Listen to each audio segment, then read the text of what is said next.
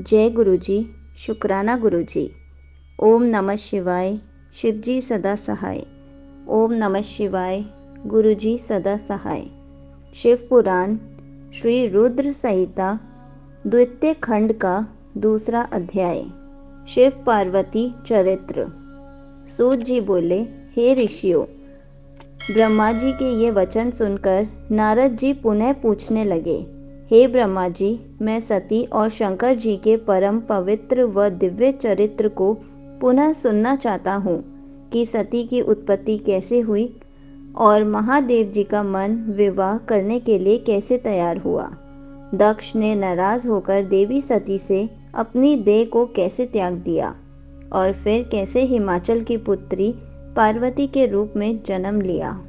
उनके तप, विवाह, काम नाश आदि की सभी कथाएं मुझे सुविस्तार सुनाने की कृपा करें। ब्रह्मा जी बोले, हे नारद, पहले भगवान शिव निर्गुण, निर्विकल्प, निर्विकारी और दिव्य थे, परंतु देवी उपमा से विवाह करने के बाद वे सगुण और शक्तिमान हो गए। उनके बाएं अंग से ब्रह्मा जी उत्पन्न हुए और दाएं अंग से विष्णु उत्पन्न हुए। तभी से भगवान सदाशिव के 3 रूप ब्रह्मा, विष्णु और रुद्र सृष्टिकर्ता, पालनकर्ता और संहारकर्ता के रूप में विख्यात हुए। उनकी आराधना करते हुए मैं सुरासुर सहित मनुष्य आदि जीवों की रचना करने लगा। मैंने सभी जातियों का निर्माण किया। मैंने ही मरीच, अत्रि, पुलह, पुलस्त्य, अंगिरा, कृतु, वशिष्ठ, नारद, दक्ष और भृगु की उत्पत्ति की और ये मेरे मानस पुत्र कहलाए। तत्पश्चात मेरे मन में माया का मोह उत्पन्न होने लगा। तब मेरे हृदय से अत्यंत मनोहारी और सुंदर रूप वाली नारी प्रकट हुई। उनका नाम संध्या था। वह दिन में क्षीण होती, परंतु रात में उसका रूप सौंदर्य और निखर जाता था। वह साय संध्या ही थी। संध्या निरंतर मंत्र का जाप करती थी। उसके सौंदर्य से ऋषि मुनियों का मन भी भ्रमित हो जाता था। इसी प्रकार मेरे मन में एक मनोहर रूप वाला पुरुष भी प्रकट हुआ। वह अत्यंत सुंदर और अद्भुत रूप वाला था। उसके शरीर का मध्य भाग पतला था। वह काले बालों से युक्त था। उसके दांत सफ़ेद मोतियों से चमक रहे थे। उसके श्वास से सुगंधी निकल रही थी। उसकी चाल मदमस्त हाथी के समान थी। उसकी आंखें कमल के समान थी।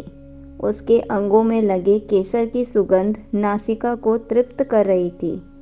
तभी उस रूपवान पुरुष ने विनयपूर्वक अपने सिर को मुझ ब्रह्मा के सामने झुकाकर मुझे प्रणाम किया और मेरी बहुत स्तुति की।